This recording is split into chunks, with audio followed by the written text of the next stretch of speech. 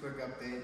So obviously we stripped the hood inside and outside, doing the body work on the top, just about finalized. I'll get them ready for primer here in a short time.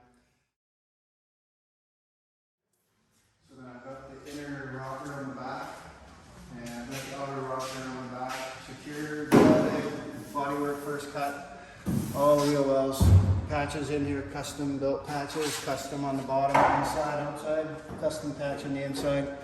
Nice round curve. I think it's factory looking, solid. All done in here, the swelling, feathering out the bodywork. Did some patches on the inside trunk, down underneath, inside the quarter. This patch here on this side started. You do a patch here, gotta do one on the inside, and then I can start on the rear rocker, and then it'll just be the front rocker patches. And hopefully I'll get this thing in primer, and then we can start pre-painting. Thanks, Tom.